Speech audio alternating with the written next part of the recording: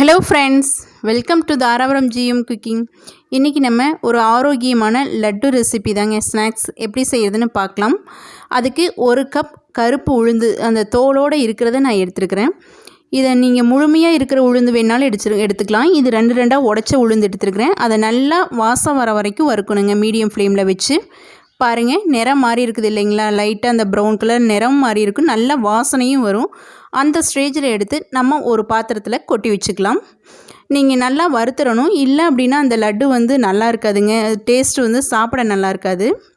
அடுத்து அதே கப்பில் வந்து 1/4 கப் அளவு சாமை அரிசி எடுத்துருக்குறேங்க. சாமை அரிசி உடம்புக்கு ரொம்ப நல்லது. இந்த லட்டு வந்து கண்டிப்பாக நீங்கள் குழந்தைங்களுக்கெல்லாம் செஞ்சு கொடுக்கலாம். பாருங்கள், அரிசியோட நிறம் இதுவும் மாறும், லைட்டாக எல்லோ கலரில் இருக்கும் அந்த அரிசி. நல்லா வறுபட்டுது அப்படின்னா நல்லா ஒயிட் கலரில் ஆயிருங்க. அதுவும் ஒரு மீடியம் ஃப்ளேமில் வச்சு 2லிருந்து 3 நிமிஷம் அளவுக்கு நீங்கள் வறுக்கணும். வறுபட்டோன்னே எடுத்து கொட்டி வச்சாச்சு.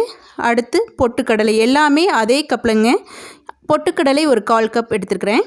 அதையும் நல்லா நிறம் மாற வரைக்கும், ஒரு வாசம் வரும் இல்லைங்களா, நிறம் லைட்டாக வந்து கலர் சேஞ்ச் ஆகும், அது வரைக்கும் வறுத்துக்கலாம்.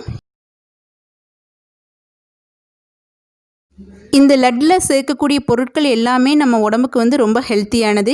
இதோட அதே கப்பில் 1/4 கப் அளவு வறுத்த நிலக்கடலைங்க. அதனால் நான் வந்து பொட்டுக்கடலையோடவே சேர்த்தி வறுத்துக்கிறேன். லைட்டான ஒரு மொறுமொறுப்பு வந்தால் போதும். ஏன்னா ஆல்ரெடி வறுத்த கடலைப்பருப்புங்கிறதுனால ரொம்ப நேரம் வறுக்க தேவையில்லை. அதனால் நான் பொட்டுக்கடலையோட சேர்த்தியே வறுத்துட்டேன். நீங்கள் பச்சை நிலக்கடலை பருப்பு எடுத்திங்கன்னா தனியாக போட்டு நல்லா வறுத்துக்குங்க. நிலக்கடலை பருப்பை தோலோடவே போடலாங்க, தோல்லையும் நிறைய சத்துக்கள் இருக்குது. இப்போ வறுபட்டுருச்சு, எடுத்து கொட்டி வச்சுட்டேன். அடுத்து பாசிப்பருப்புங்க. பாசிப்பருப்பு வந்து தோலோடு இருக்கிறத சேர்த்திருக்கிறேன். தோல் இல்லாமல் நீங்கள் சேர்த்திக்கலாம். தோலோடு இருக்கிறத சேர்த்தினோம்னா தான் நல்ல சத்து. அதனால் நான் தோலோடு இருக்கிறத நான் சேர்த்திருக்கிறேங்க. பாசிப்பருப்பவே 2ஆக உடைச்சது, அது ஒரு 1/4 கப் நல்லா வறுத்து எடுத்து கொட்டி வச்சாச்சுங்க. அடுத்து அதே கடாயில் ஒரு 10 முந்திரி பருப்பு போட்டு நல்லா நெய் விட்டு வறுத்து எடுத்து வச்சிடலாம். நம்ம ஆல்ரெடி வறுத்த பருப்பெல்லாம் வந்து நல்லா ஆறட்டும். ஆறினதுக்கப்புறம் நம்ம மிக்சியில் போட்டு அரைச்சிக்கலாம்.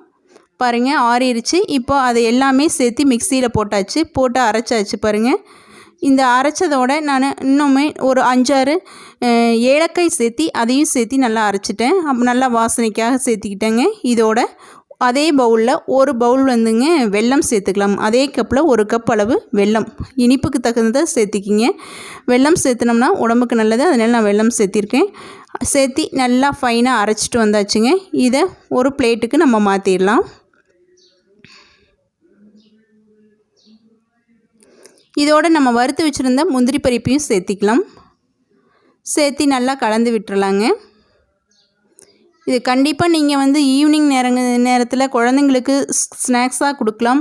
ஸ்கூலுக்குமே ஸ்நாக்ஸாக கொடுத்து விடலாம்.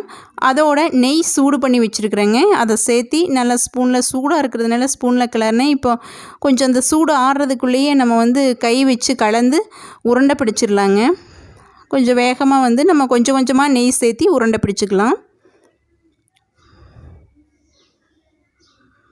பாருங்கள், நல்லா உருண்டை பிடிக்க வருது.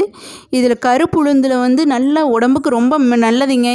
இடுப்பு வலி, முதுகு வலி, இந்த மாதிரி பிரச்சனை இருக்கிறவங்கலாம் இதை சாப்பிட்டோம் அப்படின்னா, டெய்லி ஒரு லட்டு சாப்பிட்டோம் அப்படின்னாவே உடம்புக்கு ரொம்ப வந்து சக்தியை கொடுக்கக்கூடியது.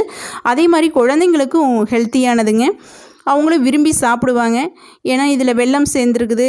அதனால் அவங்களுக்கு குழந்தைங்களுக்கும் இனிப்புங்கிறதுனால ரொம்ப பிடிக்கும். பாருங்கள், முந்திரி பருப்பு ஒன்று இந்த மாதிரி வச்சு அழகாக நம்ம பிடிச்சி கொடுத்தோம் அப்படின்னா குழந்தைங்க விரும்பி சாப்பிட்டுக்குவாங்க. இதே மாதிரி எல்லா மாவையுமே நம்ம வந்து நெய் சேர்த்து கொஞ்சம் கொஞ்சமாக நெய் சேர்த்திக்கலாம். ஃபஸ்ட்டே நெய் சேர்த்திட்டோம் அப்படின்னா ஆறிடும், அப்புறம் உருண்டை பிடிக்க வராதுங்க. ஒரு வேளை நெய் வந்து ஆறிடுச்சுனா கூட லைட்டாக சூடு பண்ணிவிட்டு மறுபடியும் கொஞ்சம் கொஞ்சமாக நீங்கள் நெய்யை சேர்த்தி, அந்த மாவோட நெய் சேர்த்தி இந்த மாதிரி உருண்டையாக பிடிச்சிக்கலாம். நீங்கள் உருண்டையாக பிடிச்சி வச்சுட்டிங்கன்னா ஒரு 10 நாளைக்கு கூட கெடாதுங்க. ஒரு ஈரம் படாமல் நல்லா வந்து கையில் ஈரப்படாமல் எடுத்து ஒரு பாக்ஸில் போட்டு மூடி வச்சிட்டோம் அப்படின்னா 10 நாளைக்கு கூட கெடாமல் இருக்கும்.